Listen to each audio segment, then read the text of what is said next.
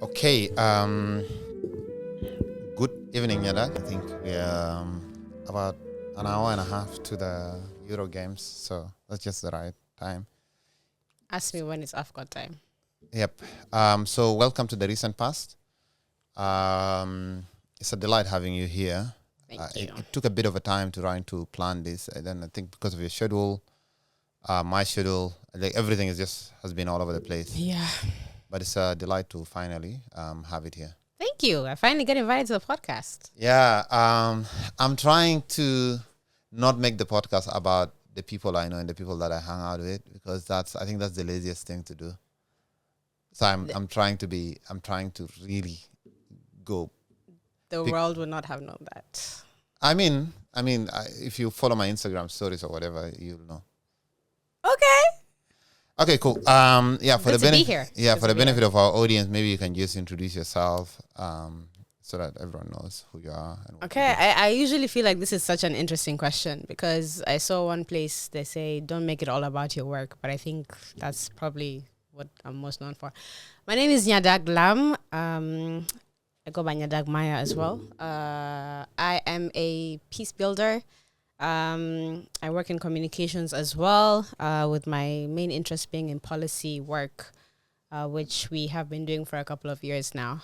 I think some of my most interesting and most passionate work has been with DefyHateNow, with the South Sudan Internet Governance Forum, with some of the youth organizations here in the country.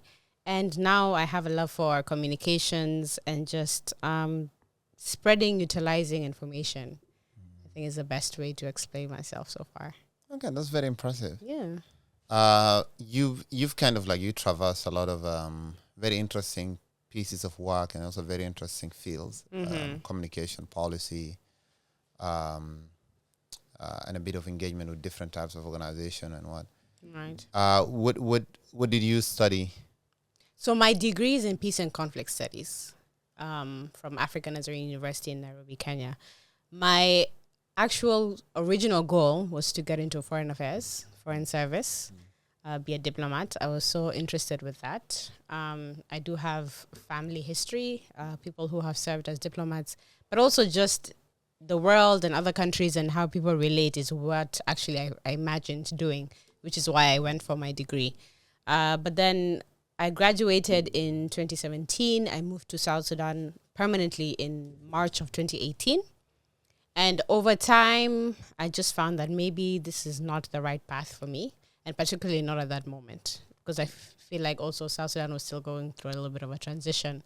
And I had also had the opportunity to do an internship before I went to university with an organization known as Sudamop.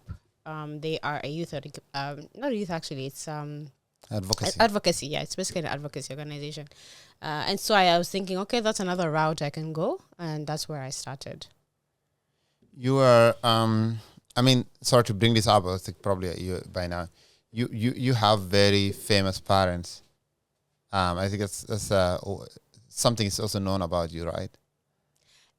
Actually, funny enough, not really. Yeah, but I mean, those of us within my circles, within yes. Within my circles, yes. You were the daughter of Lamakol, a very renowned South Sudanese politician. South Sudanese. Initially Sudanese. I mean, we were all Sudanese at one point, Sudanese, right? I mean, yeah, now a we're politician in Sudan and then later on in South Sudan. Right. But also, you're also the daughter of Rebecca Joshua. Interesting mix. Yeah, interesting mix. Who's also a known political leader and a figure in this country. Someone who has a lot of experience in communication. And just actually a journalist. A journalist by initially profession. by profession. Before, and politics. What's up with all this? I mean, I didn't choose this life. This life chose me. The thing is, I find it quite interesting that it's such a thing in this country because, I don't know, personally, these are my parents. So I view them very differently. But that is not to say as well that as a citizen of this country, I don't have an opinion or an idea. I'm just privileged enough to be able to ask them straight away whatever questions I have. Now, it's it's really not that much of a shock for me again, because I've grown up in that environment since I was a child. My father, of course, was in the SPLA, and then they came to Sudan, and then he was in a couple of ministries, and the last being the Ministry of Foreign Affairs, before the separation and coming to South Sudan. So I've lived in that for a long time. Your dad was the Minister of Foreign Affairs for Sudan. Yes, Yeah, for the Republic of the Sudan. Republic of the Sudan. Yes, at a certain period in life. I was young, so to be honest, I also didn't really understand much of it. Come on, the bodyguards, the hall, the Shiraz. Yeah, but as I'm saying, they've been there.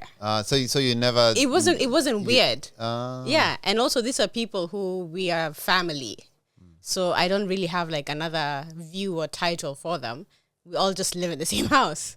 So of course it was later on, because I did move to Khartoum at some point, and it was now more evident as I grew older as to who this man was and what he was doing, and the impact he had, because I also experienced it within the Sudanese culture, living in Khartoum. They regard him very highly. And with my mother, she got into politics way later on in life. She started as an undersecretary for the Ministry of Labor. It was around 2009 before joining the parliament where she is now. So, yeah, I mean, she was the minister also. A couple of things have happened. You're truncating. I don't want to get too deep into it, because to be honest, I mean, the track record is there. But I think personally for me, I've really had a great upbringing, a great background, and so much impacted on me for them as parents. And I think also their experiences was very useful to them in, shedding values and knowledge and things like that, which I'm very grateful for. Oh, there is an urban legend about your dad that he discovered. Have you heard that? That what? That he discovered there is a whole, growing up, a lot of people just say, oh, Lamakol, he discovered the 90-degree angle. Something corrected some white people. There's a lot of things I hear. And have you heard that? I've had things. You've had things. I've had things. Like he corrected a lot of theories he showed white people. I'm told he has the highest mathematics score. Yeah, that's also like what I had. I've never asked, actually. I should do that. Yeah. They're like, hey, yeah, but I've had he has the mathematics, the highest some maths. I mean, which is actually funny enough, and I don't think he'll mind me saying this. I always say I find it so interesting that this man has a PhD in chemical engineering. Wow. But decided to go to politics. So you think it's a bit of waste of the PhD? Yes, I don't think I know. And it's something we joke about in the family all the time. I'm like, yeah, but he's very eloquent in expressing his ideas. He's very smart. Yeah. Yeah, because I've seen videos of him man. during the Addis Ababa agreement. Very young man sitting on the table with the likes of Mansour Khalid. Yeah. I mean, Deng Alor was on the table. I think slightly he was older than Deng Alor. But then you could see like articulation the vision of what the SPLM was. I'm just like, oh, this guy has a... No, I find it to be a waste of 3 degrees, but you know, it's okay. So your dad really did the studying thing? Yes, it's actually an engineer. So, I meet a lot of, not a lot as much as I think. I meet kids of big people in this country, or at least let me say like renowned people. Right. I remember I was driving with one in the car. He was dropping me, and then I don't know if he will listen to this. He's just lamenting. Nelson, I can do nothing. My dad has already not done. There is nothing. There is no achievement that I can put in place. My dad has already done it all. So he said, the only thing that I can do is probably become president. In my mind, I'm just like, you're not a president material. But he's a son of... Dream big. He's a son. So I think he felt like... And then he felt like he was probably like under the shadow of his parents to extend... And of course you have this kind of people, and you have people who like kind of like really just like take that and they said like, you know what, they go everywhere like, I am my parents' kids, so whatever comes with it, I want it. So I don't know, like I think people kind of like, it will take some time for, especially in the South Sudanese community. The South Sudanese community usually want to identify you with something that your parents did, especially the older ones. So where do you fall in this spectrum? I feel like just for that point, at some level, I think you should be proud of what your parents have done, regardless of whether people have known about it or not.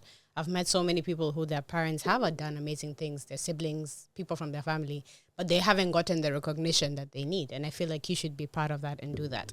But to answer your question, personally, my mother did a very good job of telling us from an early age, first of all, nothing is promised to you. And second, nothing belongs to you. Even our money is our money. You will grow up and find your own. And they've always instilled in us that the greatest gift we can give you is education, which I was also very serious about my education. It's actually very funny that my social life began after I got my degree.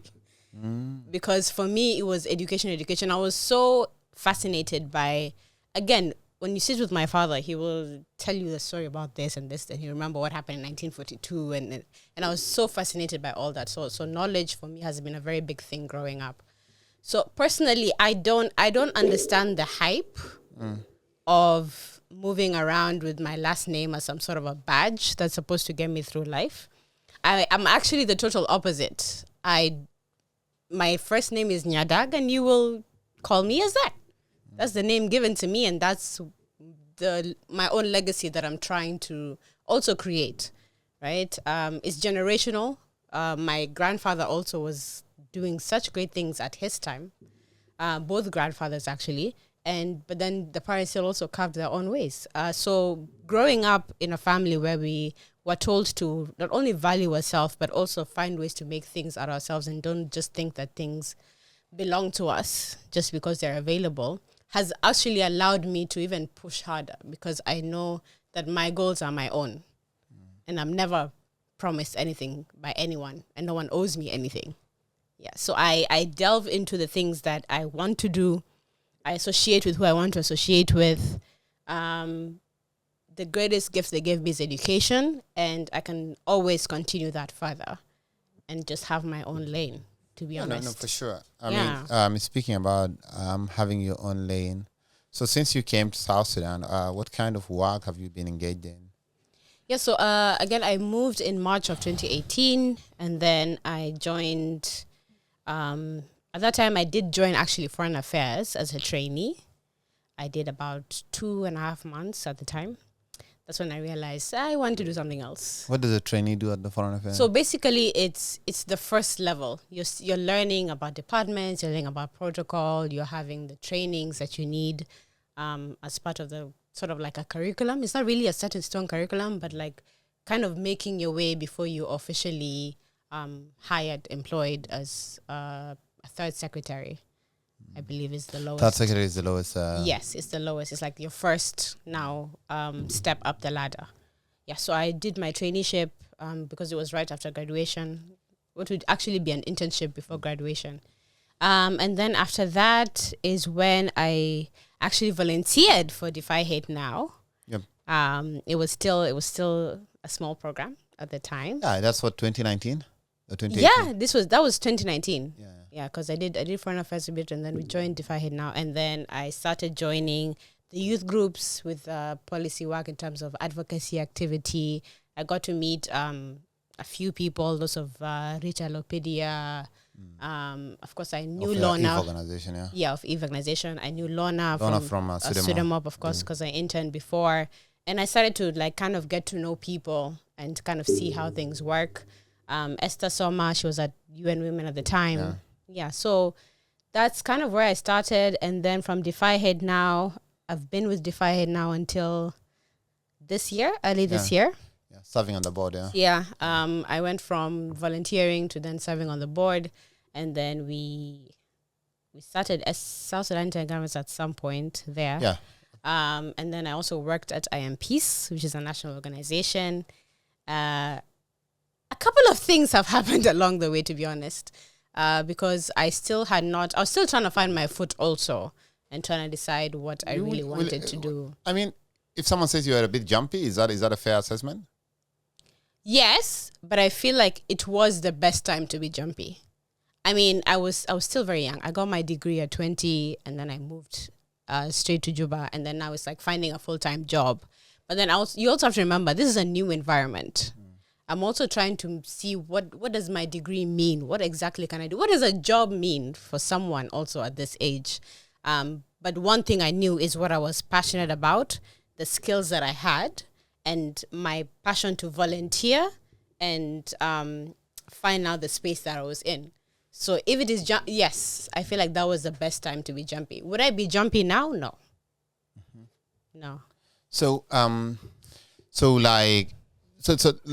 are very fast transitions.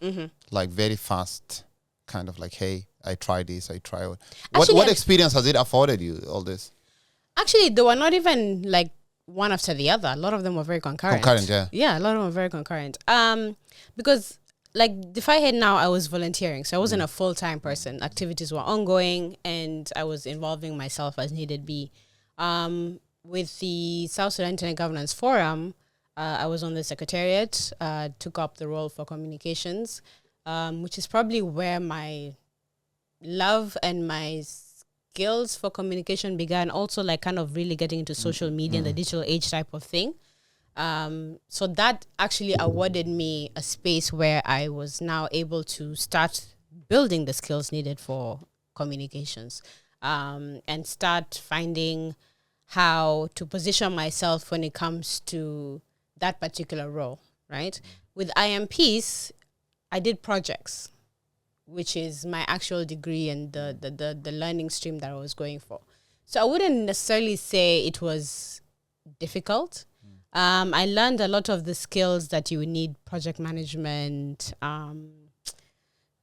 communications in terms of people, networking, how to, when it comes to the policy, how to table policies, how to start policies, how to engage when it comes to policies, finding the right stakeholders, establishing your position, things like that. I was able to learn throughout these roles. And I believe it was also very helpful that there were not permanent roles, because I was able to learn at my own pace rather than having this whole platform on my hand. Do you get in trouble anywhere in this process? No. What do you mean by trouble? I mean, trouble is trouble. Like, did you find any difficulties? Anything that to do with advocacy in this country usually puts someone in a lot of... I mean, I feel like at that time, it wasn't really at, first of all, a high level. Yeah. And second, I found a lot of people who were very welcoming. And for them, it was like, this is a new generation and they want to learn, which was also something I made very clear. And I believe it's also important to note, South Sudan dynamics are very interesting. And there were people who, number one, because I was young, they were like, oh, she's so young. She's just, she might not even stick around, so who cares? And second, the political background has also been a very interesting thing, because for some people, they don't know why are you doing this, why are you here, where your actual interests are. So that is also a conversation that I've had with, a few colleagues, especially the women in the forefront, about what that actually means. But anyway, I know. Let me talk about these ideas of these women in the forefront. There are a lot of notable women. I mean, some that you mentioned here.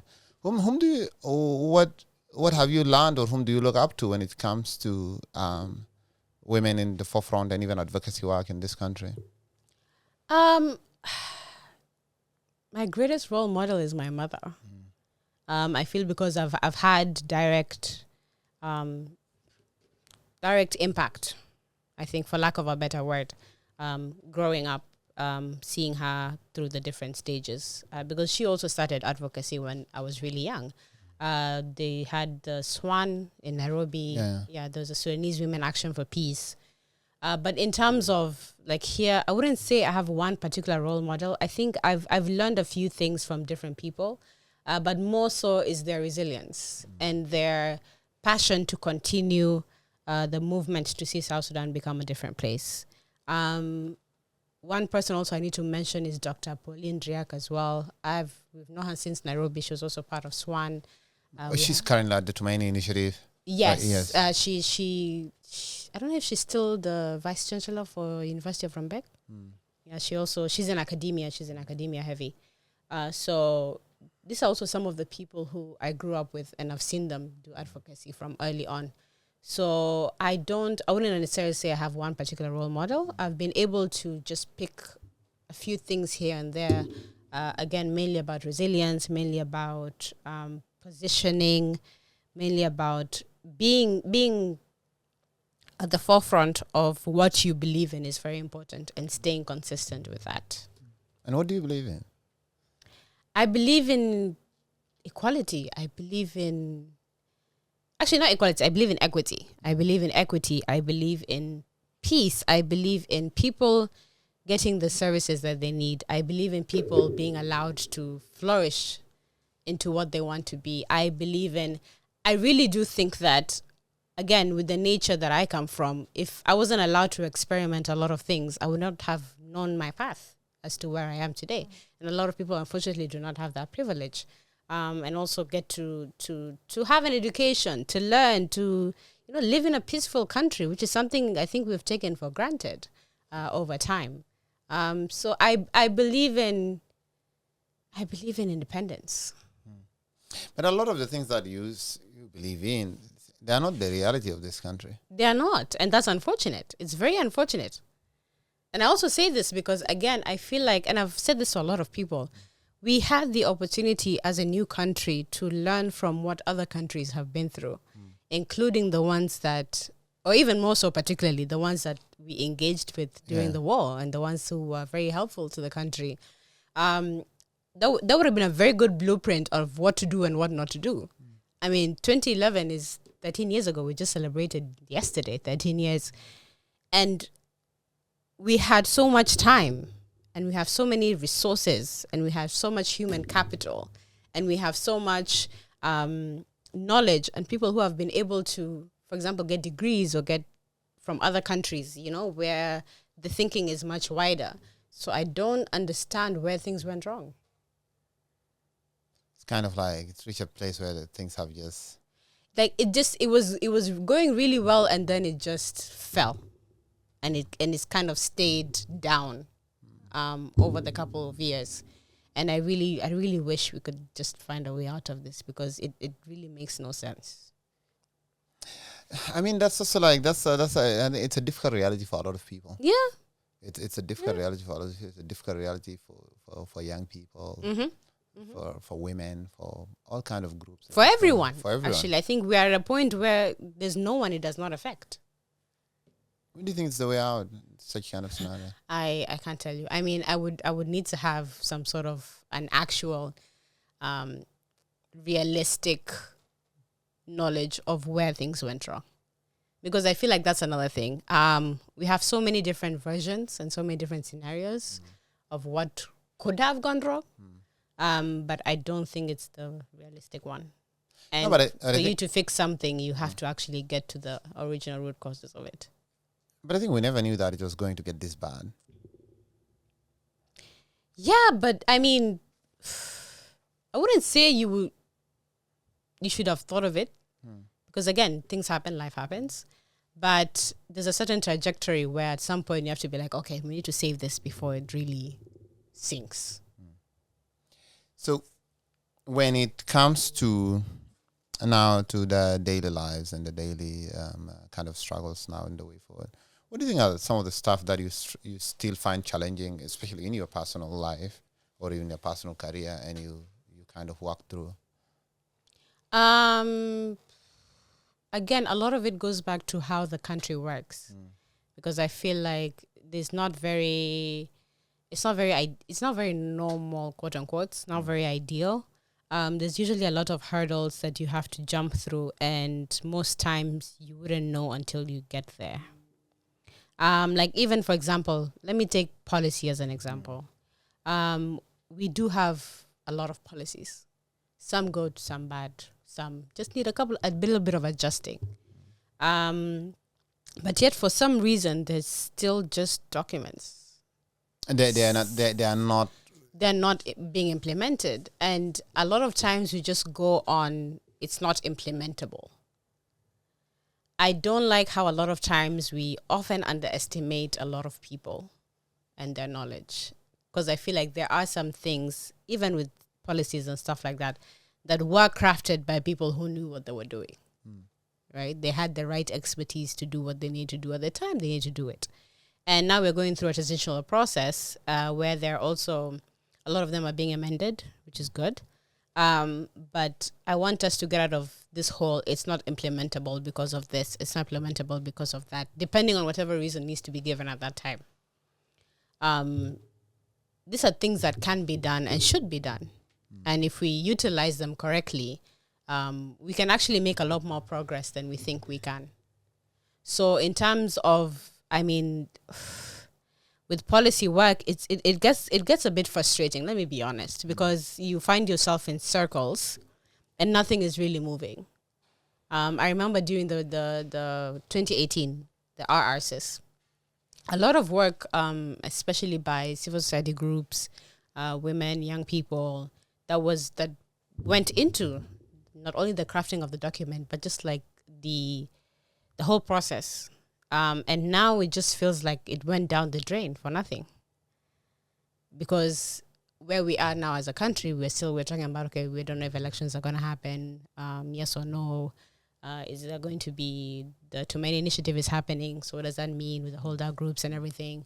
So I really feel like we need to find some sort of structure to be able to at least ensure that a lot of the work that is being done now, which a lot of it again is still preparatory, is actually used and utilized in the way that they're meant for.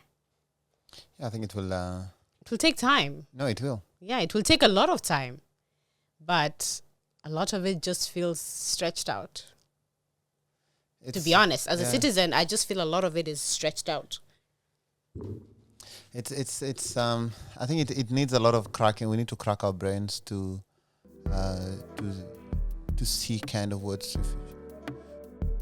What kind of a leader are you when you do the leadership work you do? You said what type of leader? Yeah.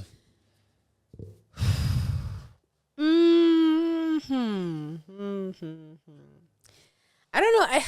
Are you tough? Are you combative? Do you edge people on your way? I've been doing a lot of reflection actually the past few months, and I feel like I can be very soft, can be very empathetic. I learned, and this is a conversation I had with one of my good sisters, is that sometimes I forget that empathy and assertiveness can correlate. So there are times where I really should be assertive, but I'm sitting there thinking, am I being empathetic to this person? Am I understanding where they're coming from? Am I understanding the situation? Am I understanding what they're doing? Am I understanding the reasons why maybe this might not work or this might not work? Which I have found as a sort of a weakness and a challenge in my leadership.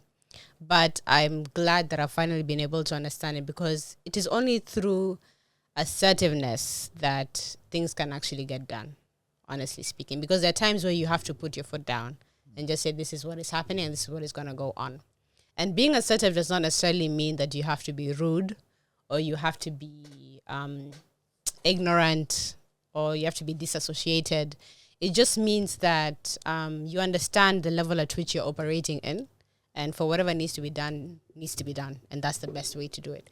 So I'm exiting out of the too empathetic and just moving more into just being assertive, being firm, and still maintaining my character in some way or another. Yeah. And that is kind of working a little bit.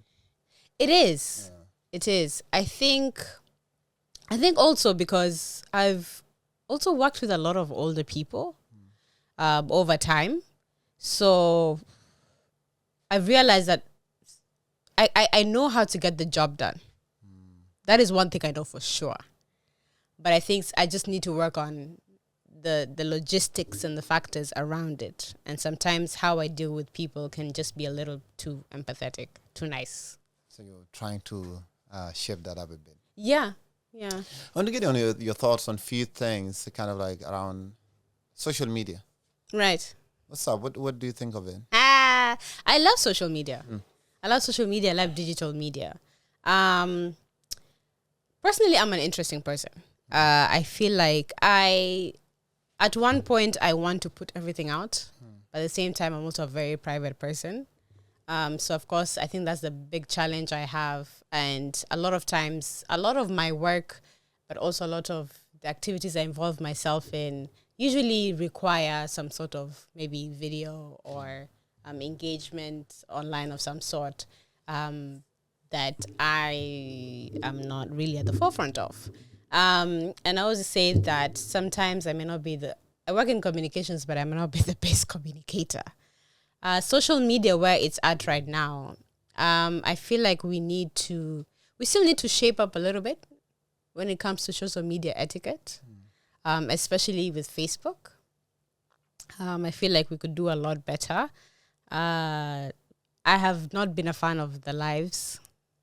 Especially, the Facebook lives, especially the ones where we're out here insulting people and their parents and their tribes. And I mean, if you go to Clubhouse, you'll even. Thank God, I'm not there. Clubhouse is the. I've heard it's the ghetto. Like the.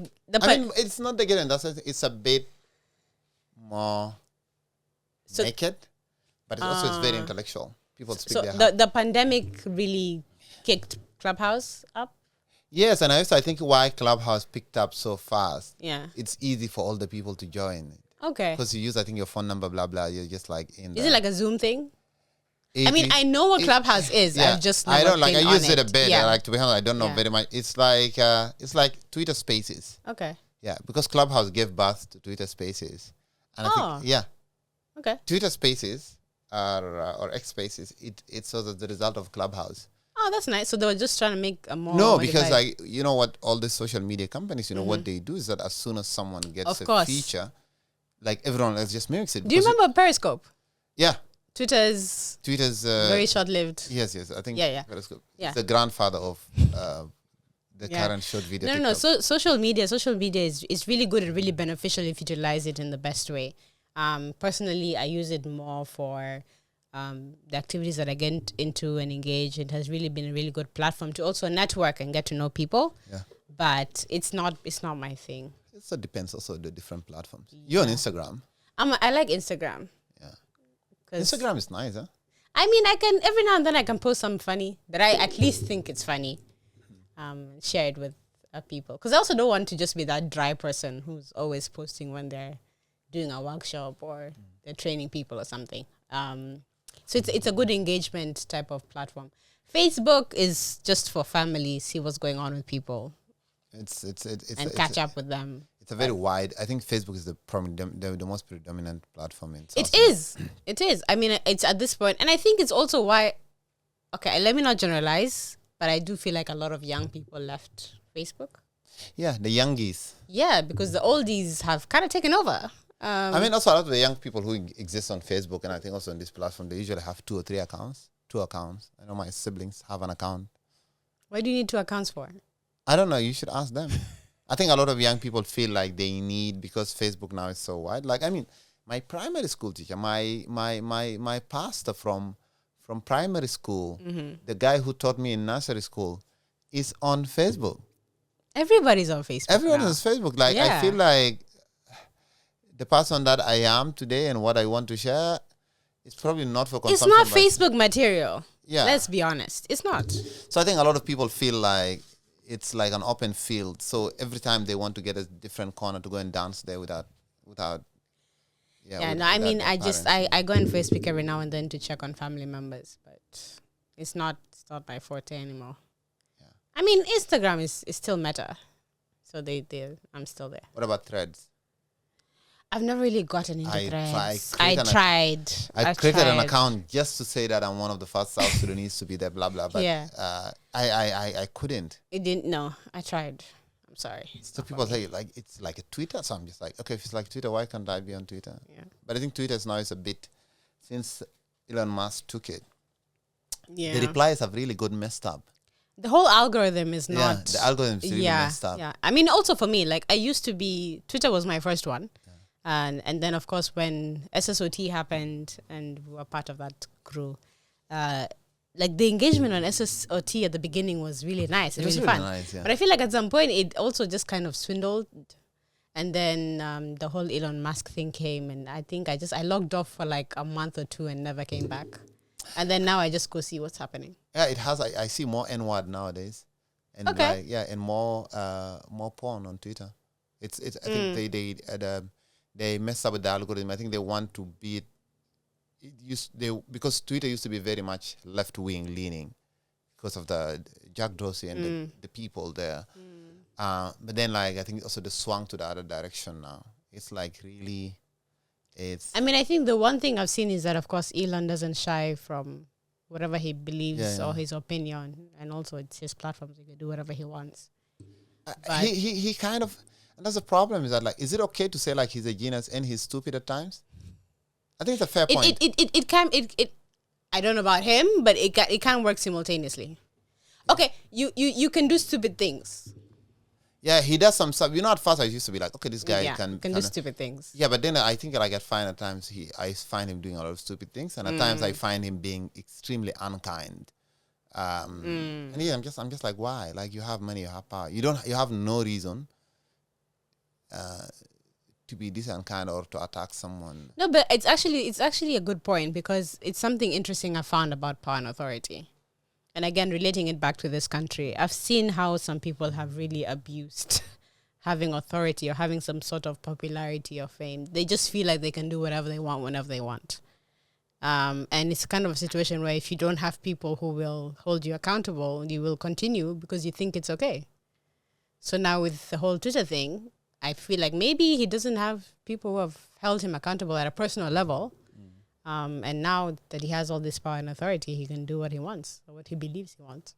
Yeah. I think that's definitely that's definitely for sure. And I think what I didn't appreciate about him is like a lot of this.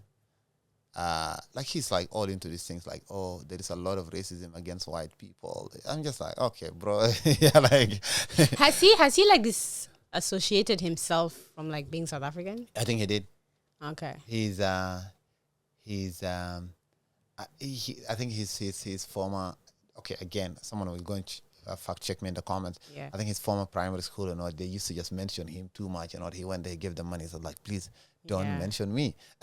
Ah. Yeah, but was it at some point just South Africa being proud of him? No? I think South Africa being proud of it, but also like, I think South Africa is also very interesting. They're more proud of Trevor. I mean, let me say, at least the South Africans that I see online, I think they're probably way more proud of Trevor Noah than they are of him. I don't disagree. Yeah, and then he has a very weird relationship with his dad. Yeah, he doesn't have a relationship. Yeah, I'm told with his dad. they're very distant. So or his something. dad, yeah. So Elon Musk's dad. So I think his dad adopted a daughter. Okay, this is going to get really weird. And I think they had a stepdaughter or something, and then he ended up like having a kid with her. Oh, I've seen that with there was this guy named is it Woody Allen or somebody? Same situation. Yes, it's the same thing. It's like Woody Allen, whatever. Oh, okay. Yeah, but this is probably like it's more freaky. That's very problematic. So then his dad ended up. That's disgusting. That's his kid. Yeah. So. Okay. Now I think they have a child with her and whatever. So Elon basically what he said in interviews like, I cut ties with him. I cut ties with my dad. He doesn't do anything with him. I think he gave him conditions, but then I think his dad went against them. So, yeah, I think he has a lot of reasons to not want to. I think probably he thinks mentioning South Africa will bring. Yeah, but he's South African. Yeah, but South Africa has a very interesting racial dynamic. It does. Yes, because I think, but also you see it from him. Like, I think he's very, very clear. Like, he's against immigration. He is blah blah. He is like. No, but I feel like politics aside and race and everything, it's just like, isn't your nationality like where you're from? I think that nationality is a very transient thing. It is, but I just feel like him, like just disowning South Africa. It's a little weird. I don't think he disowned it. I think it feels very disownish. But he says he's American. I don't think he has a South African a nationality right now to speak of. I think he's just clear. That's American. Why I'm saying. It feels very disownish. Yeah, I mean South Africa has the right to. Yeah, so I mean, you look at that, but also you have Zuckerberg then. Yeah, who's kind of like have you seen? He's really trying now to be cool. I don't know if he's trying to be cool, but people are saying that he's trying so much to be cool. He's like he changed from this nerdy behavior to. But that's the thing. Like we know him as Zach the nerd. Yeah. I think Okay, this is not me giving him like a title or something, but like he was the guy from college who did Facebook. Yes. No, but I feel like he's also realized, where social media is now. You But can't you can't also just be distant. I think he's So he's trying to he's really trying to hit the likability bit. So it's a very interesting bit. Yeah, I think Zuckerberg is. I don't know. I think he realized some things after this Cambridge Analytica, blah blah. He realized people the Congress, the being summoned every. There was a whole thing. I think about it did a number. Him drinking water. They were saying that he does not drink water normally. Like how. I think now he's really trying to be cool. He's doing all these challenges. I mean, he's surfing. He's doing MMA, jiu-jitsu. He even participated in like an actual jiu-jitsu tournament. Like he really means. But of course, he's a billionaire. He goes and brings all kind of professionals. No, but also good for him. Let him have some hobbies. Yeah, I think it will be very hard for Zuckerberg to be likable. Yeah, let him have some hobbies. They don't. He was not the kind of personality that, and I feel like if he really wanted to, he should have said it a bit earlier. But he's a good kid. I don't know why he's trying to do all these things. He's not like someone who is like. He's not like those of Jeff Bezos or whatever. No, but you run a social media company. Like you. Yeah. Elon Musk had several wives, divorced, blah blah blah. This dude married his college sweetheart. Actually, very early, even I think before the whole. Yeah, before the whole thing, and just remained to her, has kids and all. I mean, work, have some hobbies, try to be cool every now and then. Go to Kenya, eat some. I think he's not. Yeah, he's not a bad boy. I don't know why he's. I mean, maybe he's gotten to a point where he's realized it's not all about the computers. It's which is good. Yeah, the other person who's really disliked is also Bill Gates. Bill Gates is really disliked. In Africa, we like him, but like who's we? I mean, people like the Bill and Melinda Gates things. You don't like him? I wouldn't say I don't like him. I don't particularly care for him, but I've read a few things that should look a bit questionable. What? Something about the vaccines, and I don't know what. What do you think about the vaccines? I don't think, because I've not really read much about it. You're into this whole thing of like him sterilizing Africans or blah blah. I will read. One thing I will do is read. Okay, so, I will read. I will find sources. I will. You think he's doing population control? I don't have a clue what he's doing. But you think he's doing something shady? I wouldn't take it past anybody in this world. Come on, I'm sorry. Nobody's a saint. There's so much conspiracies against him. Yeah, I mean, everybody. Back to Elon. Like, one of my biggest issues is why can't he just name his kids regular names? The other kid is called what? X? What's this X12? X some code somewhere. Like, just give your kid normal names. He homeschooled his kids. That's fine. Give them normal names. I mean, he's a genius. He's a billionaire. He has like some schooling at home with. No, but I'm realizing a lot of Americans now are moving towards homeschooling. I don't know. What is homeschooling? Like, you're the one who teaches the kids? Yeah. Either you teach them or you find a tutor, but they study from the house. They study from the house. Yeah. I don't know. I feel just I think it's something that people who have resources can say. Yeah, but I feel like, also again with America, there's a lot of opinions and a lot of beliefs. And of course, with democracy, you have the right to whatever opinion, whatever belief. And so I feel like maybe there's I seem to see a lot of people who say some of them don't trust in the education system. Yes, someone, because some of the environments are just getting a bit too hostile, not very security-wise. I mean, they're banning books, they're doing like that. So, yeah. They're shooting schools. I mean, I think it's even more beyond.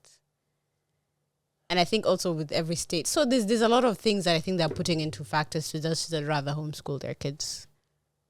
So you think I think the whole thing also the gender debate, there's a lot of things, and I feel like every time something new comes up, I just feel like at times Americans probably their basic needs are catered for, so now they really have other issues to do this. But the education system, I'm sorry, but some of these people on social media are not really carrying the country well. I think Americans don't send their best to social media. They send more. I think they should, if they treat the social media like the Olympics. They'll be. They don't send their best. Every time, like when you see Americans, I see a lot of shenanigans on TikTok, and I'm just like, I don't know why. At your age, you should know more than this. Have you seen all these videos of Americans say like, okay, name one country. One country? Name a country that starts with B. I saw someone who said, I don't know, she mentioned an animal or something. I'm like, huh? Are people like really that dumb? Are the average people that But dumb? that's the question, and we're not getting answers. Because I'm just like, your education system can't fail you, all of you, this bad. No, but I think probably maybe also those videos are made in such a way, like if you give all the right answers, blah blah. Okay, so what? Few countries, who gives a damn? People want dumb answers. That's makes it viral. Yeah. No, but I think one of the other things is, like, for example, with Twitter, sometimes with like the discourse that happens on Twitter. Actually, a good example is the recent one with Tyler. Yeah.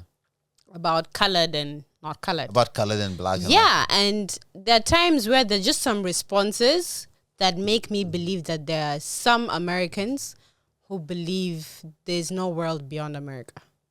Do you think? But the word, the blackness, this idea of blackness, I don't know. It seems to be something that is very much contested, and people trying to pull it around.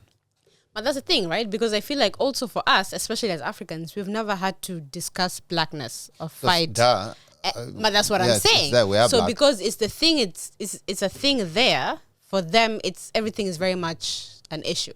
Because that's a very much contested identity, and race is a very crucial thing. In fact, the very existence of Black Americans in the U.S., in the Northern American continent, is as a result of something to do with their ethnicity, color, history, and what. So I think for them, they feel like, if we give up on this, what else do we have?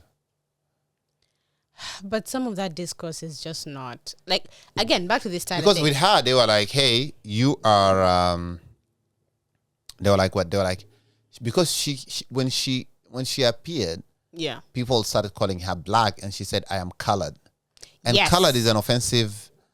And that's what I'm trying to say, right? It's just because like it has been made such a thing that they're always willing and ready to just jump on every little thing, even before understanding, Because her points, the South Africans said, like, we have, in South Africans, they are blacks, they're mixed, colored, and what they're like, there's so many things. So this is how they identify, this is how the system works in South Africa. Yeah. And if she, as a South African, says that she's colored, why are you fighting her? But they were saying, like, then if you're colored, then remember, if you're coming here to the US, you're tapping into an already existing market that what is called black culture has created. You should try to also adapt to this. No, because at the end of the day, what is even their culture? For them to tell somebody that they need to adapt to their culture. What is their culture? Yeah, because she won what? She won the BET or what? The Grammy? BET, yeah. The BET, she also has a Grammy. Yeah, she has a Grammy. It was the Grammy first. Yes. And then she got the BET. Because the BET is the Black Entertainment Awards. And they're saying right. that if you want to win the Black Entertainment Awards, you should stop this shenanigan of colored. But she's colored based on where she comes. She shouldn't have to change nothing because America said 1, 2, 3, 4, 5. Like, what does that mean? Yeah. And also, she does have blackness in her. It's not her saying that she has, okay, maybe I don't know what she might have said, but there is black in her. But she identifies as colored. No, but they really came for her. They came for her for weeks. And they're trying to tell her that it's but why do you? A lot of people say that Trevor Noah is very agreeable. Like, he tries so much not to be against anything. He toes the line. Based on the experience I've had. Yeah, so it's not even like I know the guy personally. Yeah, even the experience. I think I've seen him. He's, he speaks very eloquently and very smart.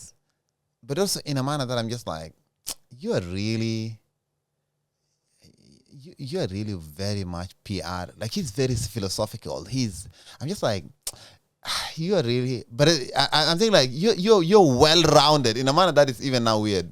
Why? Because the thing is that, like, and I think maybe also he realizes that the grace that the public media and public opinion has for an African coming to lead such a well-known show, being that famous, that whatever, that grace is probably way less than they have for probably a Black American, and probably it is way less than what they will have for so he understood the color politics. Black. I think he understood it. Yeah. Do you think like if Trevor Noah was doing like probably some of the things that I don't know, the baby Will Smith? Okay, what if Trevor Noah does the Will Smith thing? Do you think he will survive? He'll be the African. Yeah, he'll be the African. They'll send him back very fast. No, but also it's also a good point, because there was also that question of, are there people who are questioning Trevor Noah's ethnicity or whatever as much as they're doing Tyler's, and like focusing on the fact that he's biracial? But Trevor Noah will never come and say I'm colored. Trevor Noah will say like, okay, in South Africa, where I come from, I grew up. He will give like 10 minutes answer. Yeah, but like Nelson, it is what it is. Like no, he will never. Trevor Noah. But he's also colored. Yeah, but I think he will not say it when he goes to South Africa. So he has to say it. No, I think he understands how to live in these two worlds. No, but okay, is the problem saying it? I think the problem is saying it. Yeah, I think most often, like a lot of the things, if you don't say it, but also now they ask you in your face, so it's. No, but it's because honestly, Tyler looks Indian. Yeah.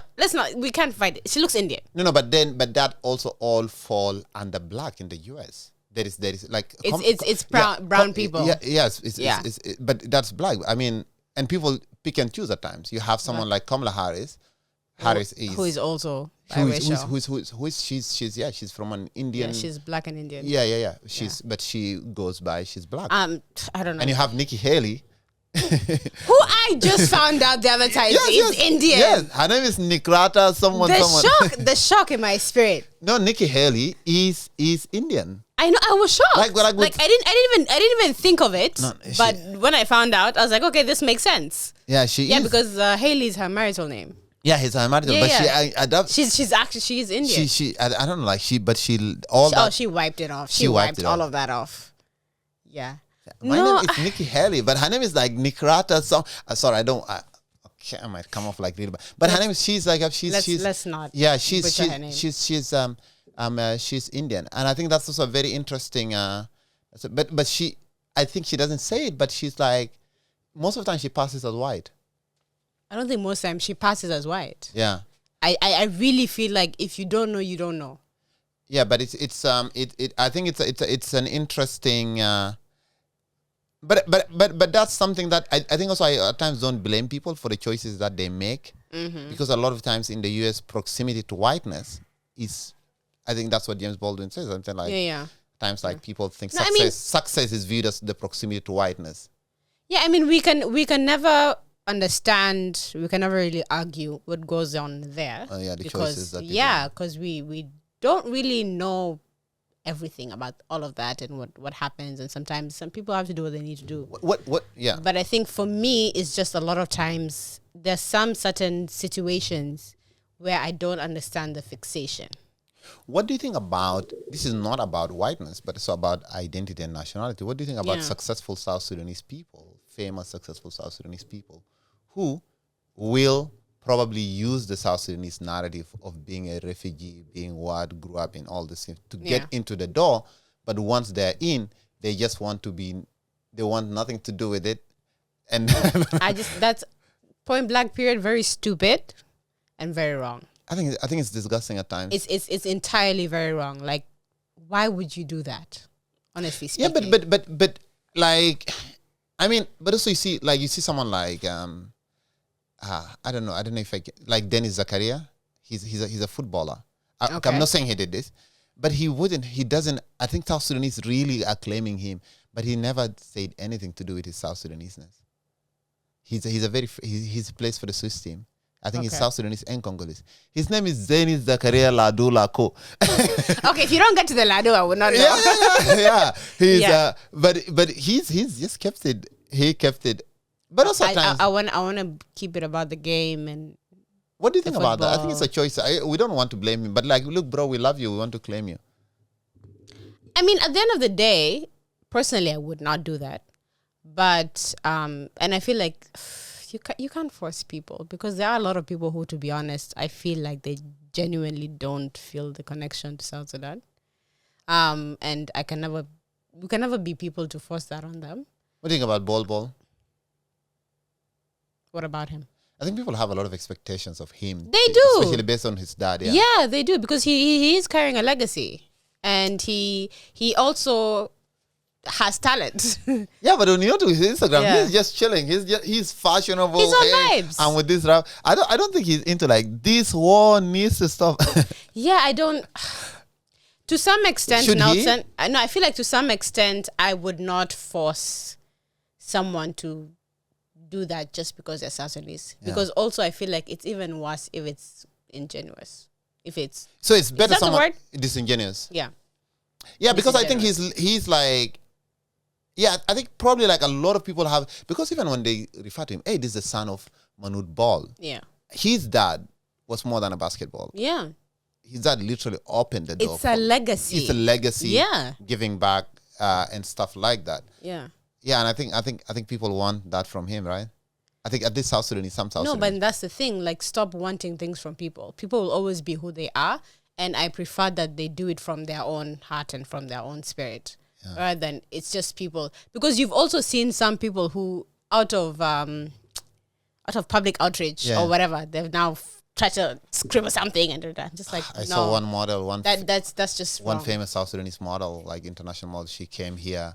Oh my God, her Instagram post was just like, I know a friend of mine who, I think I could say, a friend of mine was just like, I like her. He saw the Instagram post, he's just like, I can't vibe. She's Yeah. like, I think she came here, then she was leaving, then she put this Instagram post. Yes, I was in South Sudan, then I saw some hungry kids. We went to the market, bought some biscuits. Oh yes, for the kids. Like, she did something. No, shut that down.